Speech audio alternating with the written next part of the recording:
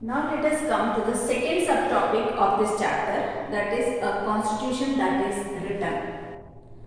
Now when India became independent in 1947, a constitution was required to help to run the country. So the work of constitution making was started in 1946 itself. So between 1946, December 1946 and November 1949, 3 years we spent for making constitution for India.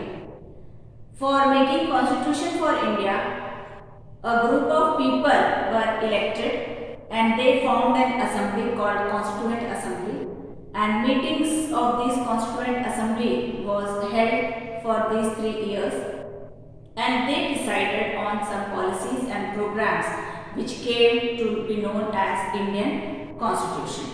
So this was made by this Constituent Assembly and it came into effect on 26 January 1950. So that is why we celebrate Republic Day on 26 January, because on this day the Constitution came into effect.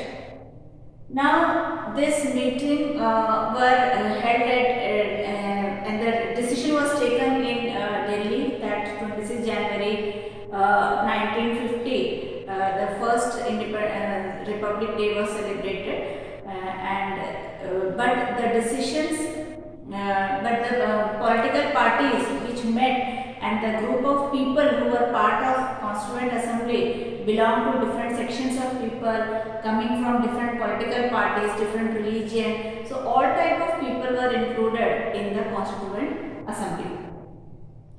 Now, once the Constituent Assembly was made, now let us study about the main features of the Indian Constitution.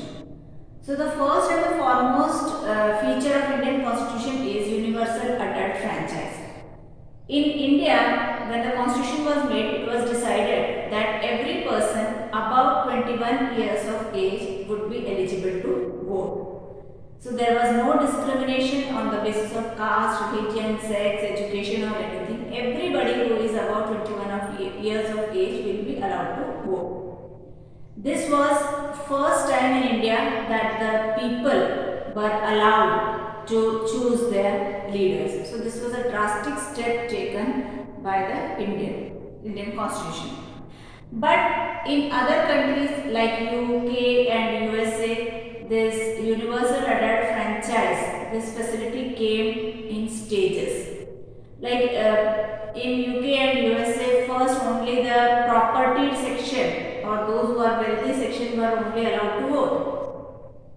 Then slowly educated people were added to it. Then slowly when the workers also demanded, so workers also got the right to vote, but very later. Then after a long struggle only, the women were allowed to vote in UK and USA. But Indians were lucky to have this universal adult franchise immediately after independence. The second important feature of Indian Constitution was equality before law. In India, everybody was considered equal before law, whether they belong to any religion, any caste, any profession or anything. Everybody was given equality before law. But some people argue that this India should be a Hindu nation and we should run our politics according to Hindu ideas. And they gave the example that since Pakistan was created to promote and foster Muslims and Islam religion, similarly India should protect and foster Hindu religion. But Jawaharlal Nehru said that we do not want India to make a Hindu Pakistan. Moreover, in India, apart from Hindus and Muslims, there were other communities also like Sikhs, Jains, Parsis, Christians. So there are many communities. So we cannot make India a Hindu nation. So all these communities should live together in harmony, and we all should live in peace with each other, and opportunities in job and other facilities should be given to people belonging to all religion. So that is why in India equality before law was given to everybody. The third feature of Indian Constitution is the abolition of untouchability or special privileges for the poorest and the most disadvantaged Indians. During that time, before independence, untouchability was prevalent in India.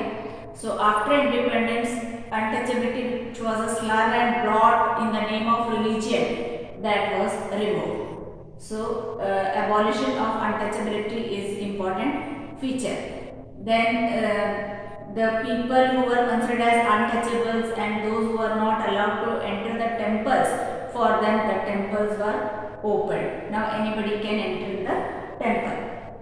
Apart from that, seats were reserved in legislative bodies and in government jobs for these people.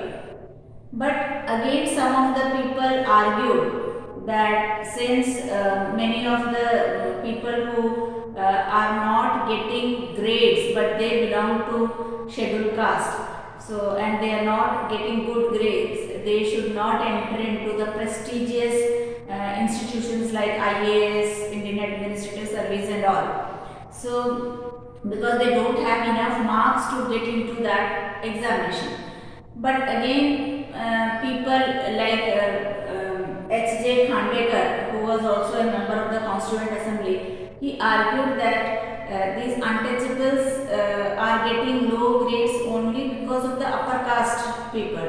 Because the upper caste people did not give them equal opportunities and always kept them as slaves, and so the lower caste people could not work through their mind and heart, and they were slaves, so they could not come forward. So that is why H.J. Khandekar supported the untouchables. Now apart from untouchables, the Adivasis were also one group which was discriminated against. So these Adivasis were also given the benefit of what was given to the scheduled castes, that is they were given seats in the legislative assembly and they were also given jobs, government jobs. So like scheduled caste people, they were also discriminated and they were also deprived of education and healthcare. So equal opportunities were given to these people also. So this is also one of the important feature of Indian Constitution.